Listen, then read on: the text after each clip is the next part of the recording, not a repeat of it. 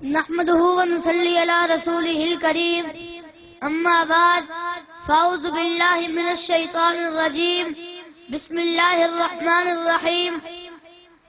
امامت ہم نے کرنی ہے، سیادت ہم نے کرنی ہے. امامت ہم نے کرنی ہے، سیادت ہم نے کرنی ہے. ہمیں مارو، ہمیں پیٹو، ہمارے خون سے کھیلو، لہو دے کے خدا کے دین کی خدمت ہم نے کرنی ہے. رب العالمین کی توفیق سے آج ایک مرتبہ پھر آپ کے سامنے لب کشائی کا موقع ملا. میری تقریر کا عنوان شہدائے اسلام ہے. یہ عنوان عام فہم اور سادہ عنوان ہے جسے ہر شخص ایک لمحے میں سمجھ لیتا ہے. بات ان لوگوں کی کہ جنہوں نے اسلام کی سر بلندی کے لیے خاک و خون میں نہا گئے.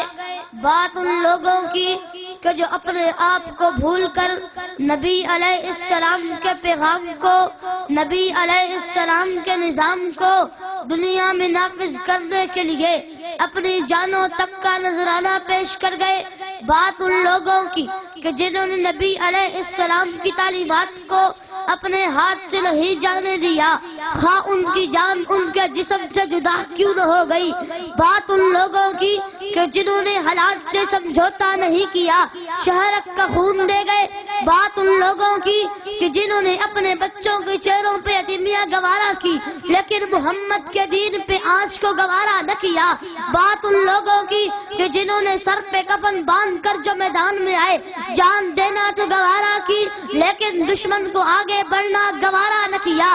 بات ان لوگوں کی کہ جنہوں نے شہرت کا خون دے کے حقیر زندگی کو قربان کر کے اس زندگی کو پا لیا جس زندگی کو پانے کے لیے ہر عابد و زاہد، ہر تہجد گزار شب روز اس کوشش میں مصروف ہے. اور شہید فرمایا کہ جب پہلا قطرہ زمین پہ خون کا گرا تو اللہ نے اس کے گناہ معاف کر دیے. جب دوسرا قطرہ زمین پہ خون کا گرا تو اللہ نے اس پہ جنت واجب کر دی. میرے بھائیوں، یہ ملتی ان لوگوں کو ہے جن کو میرا اللہ پسند کرتا ہے. اگر اپنی ہمت اور کوشش سے ملنا ہوتی تو کئی سال کی عمر اور محاذوں پہ شرکت کرنے والے وہ جلیل القدر صحابی جن دنیا خالد بن ولید کہتی ہے جب جان نکل رہی تھی، دنیا سے رخصت ہونے کا وقت تھا، بستر پر موجود آہیں اور سسکیاں اس پر کہ میں نے ساری زندگی میدان میں گزاری لیکن شہادت مجھے نہ ملی. میرے بھائیوں، یہ الگ عنوان ہے. شہادت نصیب والے کو ملتی ہے، شہادت مقدر والے کو ملتی ہے. اور ہر خون میں ڈوب جانے والا شہید نہیں ہوتا، ہر گولی کھانے والا شہید نہیں ہوتا، ہر بم دھماکے میں مر جانے والا شہید نہیں ہوتا. شہید تو وہ ہوتا ہے جس کا نکلنا بھی اللہ کے لیے، جس کا میدان میں آنا بھی اللہ کے لیے، جس کا قربان ہونا بھی اللہ کے لیے، جس کا جان دینا بھی اللہ کے لیے. جانے والا فنا نہیں ہوا، وہ ابھی باقی ہے. اس کی آواز گرج رہی ہے، اس کا انداز موجود ہے. حق نواز سے لے کر قاری سعید تک ہر شہید اپنی جگہ پہ زندہ ہے. اس کی آواز گرج رہی ہے، اس کا وجود زندہ ہے. یہ کہنا آسان ہے فلاں نے اپنی جان دے دی، فلاں قربان ہوا، فلاں کا بیٹا شہید ہوا. پوچھ اس سے جس کا لخت جگر کیا ہے، پوچھ اس سے جس کا باپ کیا ہے، پوچھ اس سے جس کا بیٹا کیا ہے، پوچھ اس سے جس کا ساتھی کیا ہے، پوچھ اس سے جس کا سر کا سایہ کیا ہے، پوچھ اس سے جس کا لخت جگر کیا ہے، پوچھ اس سے جس کا شر کیا ہے. یہ آسان کام نہیں ہے لیکن عنوان اتنا مشکل ہے کہ مشکل بھی آسان ہو گیا. سوال آتا ہے جان دی کس کے لیے دی؟ جواب آتا ہے اصحاب رسول کی عزت کے لیے دی. نعرہ تکبیر! شہدائے صحابہ، شہدائے اہل بیت، شان صحابہ، شہدائے صحابہ، نعرہ تکبیر!